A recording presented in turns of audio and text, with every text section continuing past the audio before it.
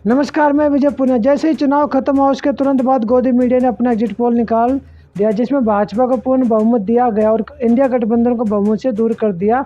वो अलग बात है कि जनता भाजपा को ना कर रही, लेकिन एग्जिट पोल कुछ और ही दिखा रहा है। लेकिन सभी विपक्ष पार्टियों के हौसले वैसे ही है जैसे पहले थे। इसके अलावा सभी विपक्षी पार्टियों के नेता सत्ते निकाल कर भी ला रहे और जनता को बता रहे कि किस तरह से भाजपा के लोग हेरा फेरी कर रहे हैं। चुनाव जीतने के लिए उसी कतार में आपके नेता संजय सिंह ने भी एक खुलासा किया। भाजपा की पोल खोलकर रख दिया और बताया कि केरल में तो इतना कमाल का एग्जिट पोल हुआ है कि जहां लेफ्ट पार्टियों का शासन है वहां एनडीए को ज़्यादा वोट शेयर दिखाया गया। इसे देखकर बेचारे भाजपा वाले बेहोश हो गए हैं। ये एग्जिट पोल कहाँ बनाए गए? मैं एग्जिट पोल करने वाली एजेंसियों को धन्यवाद कहना चाहता हूँ कि उन्होंने खुद ही रिजल्ट बना दिया। देखिए आप इस वीडियो को, संजय सिंह इसमें पूरा का पूरा खुलासा कर रहे हैं। और ऐसा ऐसा एग्जिट पोल दिया है। अभी केरल का भी मैं आपको दिखाता हूं। वहां भी भाजपाई कई बेचारे मूर्छित होकर गिर गए, उनको पानी वानी छिड़कना पड़ रहा है कि इतना वोट परसेंटेज। ये केरल में एनडीए को 27% वोट शेयर आ रहा है। बीजेपी को, एनडीए को केरल में लेफ्ट पार्टी का जहां शासन है वहां लेफ्ट पार्टी से ज्यादा 27% वोट शेयर आ रहा है। तो ये कहां तैयार हुआ है भाई एग्जिट पोल? ये कहां पे बनाया गया एग्जिट पोल? सीटें हैं 25 दिखा रहे हो 33, सीटें हैं 4 दे रहे हो 8, सीटें हैं 5 दिखा रहे हो 8, सीटें हैं 10 दिखा रहे हो 16 से 19। ये कौन सा एग्जिट पोल है भाई? तो मैं तो एक मायने में एग्जिट पोल करने वालों को धन्यवाद दिया है कि भैया एग्जिट पोल के लोगों ने पूरे देश को यह बता दिया कि हमारे एग्जिट पोल पे भरोसा ही मत करना। उन पे दबाव बना होगा एग्जिट पोल के नंबर बदलने के लिए। उन्होंने कहा ठीक है मोदी जी, हम ऐसा नंबर बदल देते हैं जिस पे जनता विश्वास ही नहीं करेगी। तो ये काम हुआ है। अब मैं शुरू करता हूं झारखंड से। एक राज्य है झारखंड। इस झारखंड राज्य में सीपीआईएम चुनाव ही नहीं लड़ रही है। वहां पर सीपीआईएमएल चुनाव लड़ रही है, मार्क्सवादी लेनिनवादी पार्टी चुनाव लड़ रही है। और यहां पे लिखा हुआ है सीपीआईएम को 2 से 3 सीटें। सीपीएम चुनाव ही नहीं लड़ रही और दे रहे हैं उसको 2 से 3 सीट। और सीपीआईएमएल भी जो चुनाव लड़ रही है वो 1 सीट पे चुनाव लड़ रही है। दूसरा, तमिलनाडु में कांग्रेस पार्टी चुनाव लड़ रही है 9 सीट पे और उसको जिताया जा रहा है 15 सीटों पे। कांग्रेस खुद 9 सीट पे चुनाव लड़ रही है और उसको जिताया जा रहा है 15 सीटों पे। तीसरा, उत्तराखंड में कुल सीटों की संख्या है 5 और बीजेपी को दिया जा रहा है 6 सीट। कुल सीटों की संख्या है 5 और बीजेपी को दी जा रही है 6 सीट। ये तमिलनाडु है। यहां का रिजल्ट आने के बाद तो बीजेपी वाले बेचारे खुद ही मूर्छित होकर गिर गए, उनको खुद ही नहीं भरोसा हो रहा है। तमिलनाडु में 34% ±3% बीजेपी का वोट शेयर।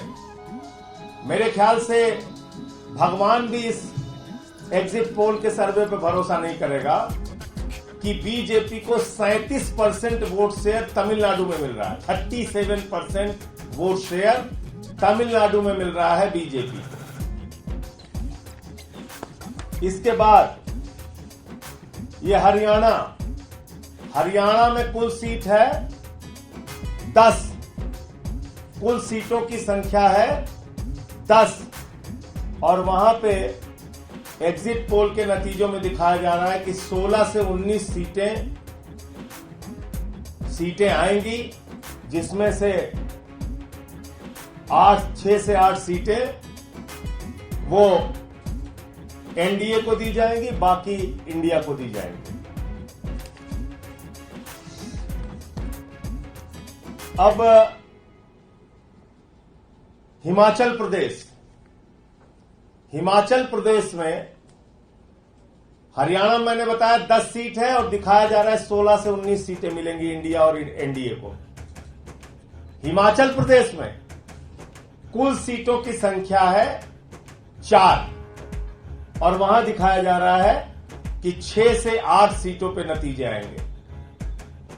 यानी 6 तो आएंगे हिमाचल प्रदेश के और 2 सीटों के कहां से आएंगे मुझे नहीं पता। यानी कि 4 सीटों के 6 से 8 सीटों के नतीजे आएंगे। मतगणना होगी 4 सीटों पे हिमाचल प्रदेश में, नतीजे आएंगे 6 से 8 सीटों के। ये देख लीजिए आप। एक बिहार का और बड़ा इंटरेस्टिंग, अच्छा एक और बड़ा मजेदार है, यह है राजस्थान। यहां पे कुल 25 सीटें हैं, भाई लोगों ने 33 सीटों का नतीजा दे दिया। सीटें हैं 25 और नतीजे आएंगे 33 सीटों के। यानी कि 25 सीटों के अंदर चुनाव हुआ है और 8 सीटों के नतीजे एक्स्ट्रा आ जाएंगे। ये कहां से एग्जिट पोल बना है भाई? बिहार में एलजेपी जो चिराग पासवान की पार्टी है वो लड़ रही है 5 सीट पे। वो बेचारे कह रहे हैं हम 5 ही सीट पे लड़ रहे हैं भैया, 5 5 5। कह रहे नहीं, तुम्हें नहीं मानेंगे, हम तुम्हें 6 सीट देंगे। उनको 6 सीट दे दिया। लड़ रहे 5 सीट पे, दे दिया 6 सीट। देखा आपने इस वीडियो को? संजय सिंह ने पूरा का पूरा भाजपा का षड्यंत्र सामने लाकर रख दिया कि किस तरह से भाजपा चुनाव जीतना चाहती है। उसके अलावा एक बात और देखने वाली है कि भाजपा के बड़े नेता चुनाव आयोग से मिलकर बता रहे हैं कि चुनाव आयोग को नियम के अनुसार काम करना चाहिए, किसी के दबाव में नहीं आना चाहिए। खुद भारतीय जनता पार्टी के बड़े नेता सामने आए। और तो देखिए आप इनकी वीडियो को। A delegation of the Bharatiya Janata Party led by the Honorable Finance Minister Srimati Nirmala Sitharaman ji met with the Chief Election Commissioner and the Election Commissioners to demand and urge the Election Commission to take 4 important steps.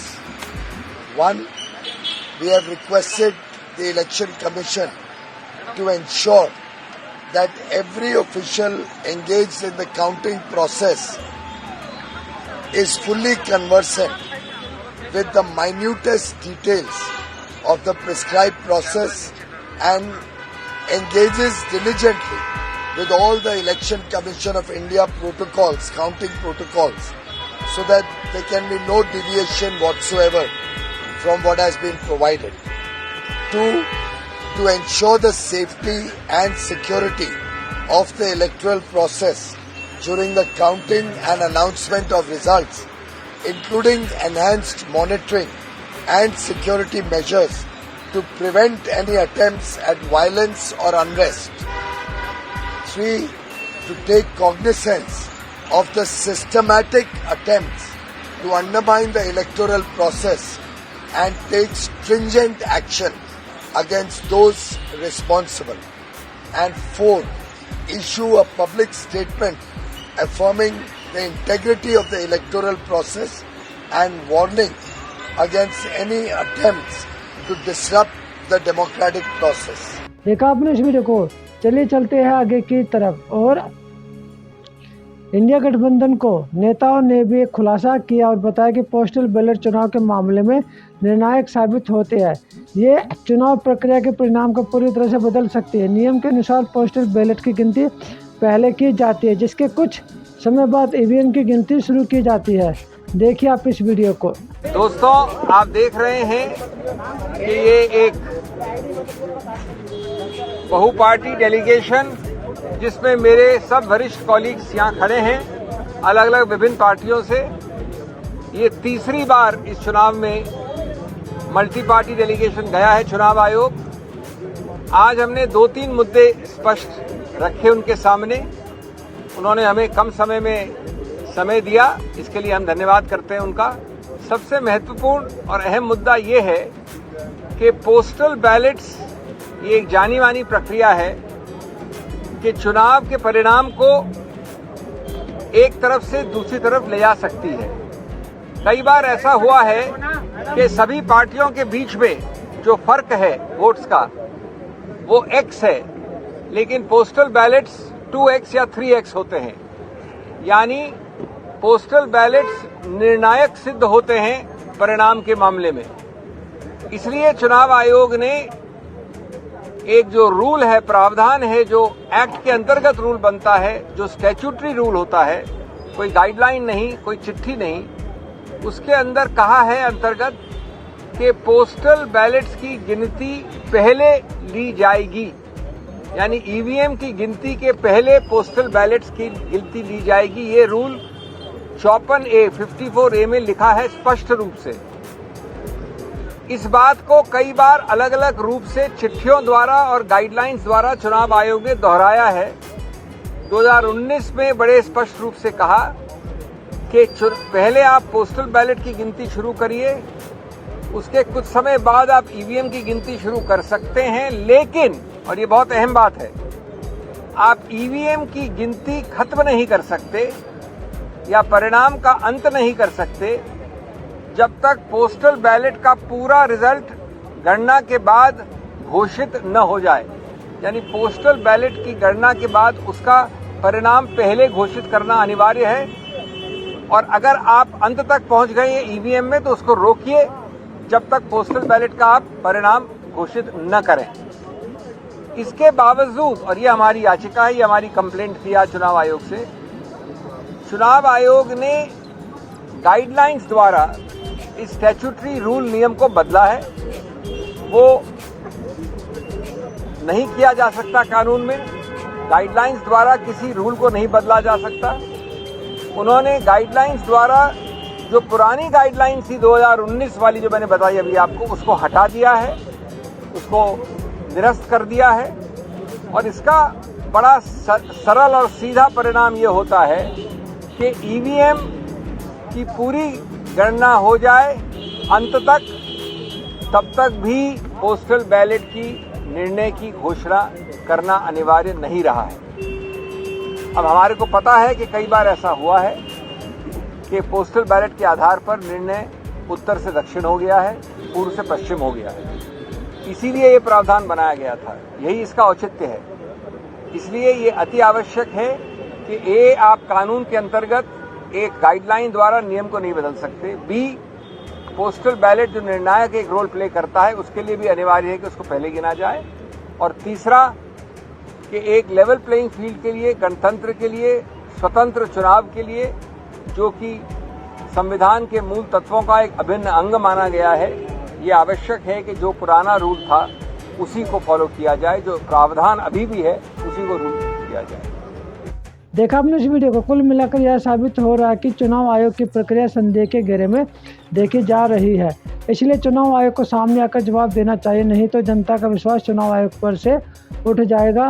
तो मुझे दीजिए इजाज़त, धन्यवाद। और video को share जरूर कीजिए, लोगों तक जरूर पहुँचाए।